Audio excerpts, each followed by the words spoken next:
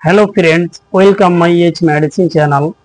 আজকে খুব একটি ইম্পর্টেন্ট, খুব গুরুত্বপূর্ণ টপিকের উপরে আমি ডিসকাস করতে যাচ্ছি।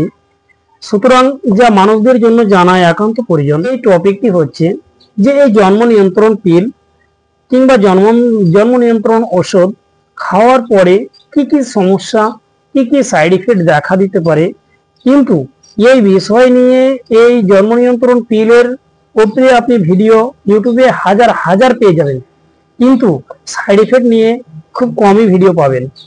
সুতরাং আজকে আমরা জানবো যে সমস্ত মেডিসিনগুলো কিংবা যে সমস্ত ওষুধ আমরা অ্যাভেলেবেল ইউজ করে থাকি, কিন্তু সেইগুলোর আমাদের সাইড ইফেক্ট জানা একান্ত প্রয়োজন কিংবা একান্ত দরকার। সুতরাং আসুন, এই জন্ম নিয়ন্ত্রণ পিল কিন্তু অ্যাভেলেবেল রয়েছে, অনেক ধরনের রয়েছে, কিন্তু আজকে বেশ আমি কিছু যেগুলো কমন, যেগুলো খুব ক্যাচি, অর্থাৎ অ্যাভেলেবেল ইউজ হয়ে থাকে, যেমন হয়ে থাকে ওভারঅল এল। এছাড়া রয়েছে আপনার এই খুশি ট্যাবলেট, এই খুশি কিন্তু অ্যাভেলেবেল ভাবে ইউজ হয়ে থাকে। তারপরে রয়েছে এই চয়েস ট্যাবলেট, আপনারা সবাই জানেন এই চয়েসকে, কিন্তু কমন ভাবে এই মেডিসিনগুলো কিন্তু ইউজ হয়ে থাকে। তাই আসুন আজকে আমরা জানবো এই মেডিসিনগুলোর কি কি সাইড ইফেক্ট দেখা দিতে পারে এই মেডিসিন খাওয়ার পরে। তার আগে আপনাদের কাছে রিকোয়েস্ট, আপনারা এইচ মেডিসিন চ্যানেলে নতুন হয়ে থাকেন, এইচ মেডিসিন চ্যানেলকে সাবস্ক্রাইব করুন, পাশে থাকা বেল আইকনটিকে প্রেস করে দিন, অল নোটিফিকেশন অন করে রাখুন সবার আগে ভিডিও পাওয়ার জন্য। আপনাদের একটি সাবস্ক্রাইব আমাদেরকে ভিডিও বানাতে উৎসাহ করে, তাই আপনারা অনুগ্রহ করে সাবস্ক্রাইব অবশ্যই করবেন। আসুন এবার আমরা সর্বপ্রথমে জানবো যে এই ওভারঅল এল মেডিসিন খাওয়ার পরে কি কি ক্ষতি হতে পারে। তাই আসুন আজকে আমরা সর্বপ্রথমে জানবো ওভারঅল এল সম্বন্ধে। ওভারঅল এল খাওয়ার পরে অনেক মহিলা আছে, তার স্তনে ব্যথা হতে পারে, এছাড়া বমি বমি লাগতে পারে, কিংবা ওজন অনেকেরই বেড়ে যায়। এই মেডিসিন খেতে খেতে অনেক কিন্তু সে মোটা হয়ে যায় কিংবা বেড়ে যায়।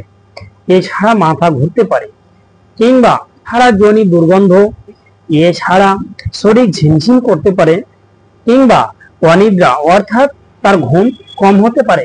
এছাড়া এই মেডিসিন খাওয়ার পরে তার মুখ শুকনো হতে পারে।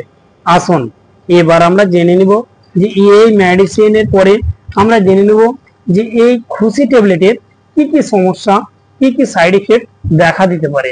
আসুন এবার আমরা জানবো এই খুশি সম্পর্কে। খুশির সামান্যতম কিন্তু সাইড ইফেক্ট দেখা দিতে পারে, যেমন অ্যালার্জি রিয়াকশন হতে পারে, এছাড়া নোজিয়া অর্থাৎ বমি বমি লাগতে পারে।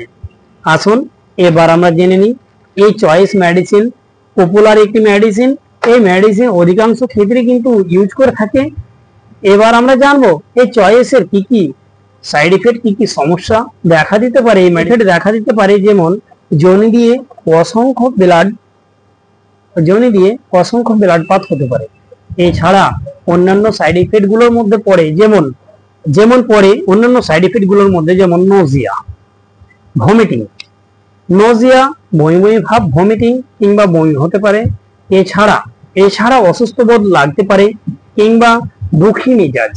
এই মেডিসিন খাওয়ার পরে মনে হবে তার মন মানসিকতা এতটাই খারাপ হয়ে থাকতে পারে যেন অনেক দুঃখ, তার কষ্ট বুকের মধ্যে চাপা রয়েছে, এই মতো তার ফিলিংস বা এই মতো তার সমস্যা দেখা দিবে।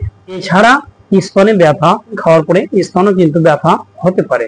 আসুন এবার আমরা জেনে নিব যে এরপরে যে কমন মেডিসিন যেমন রয়েছে আনওয়ান্টেড 21 ট্যাবলেট, এই মেডিসিনের কি কি সাইড ইফেক্ট রয়েছে।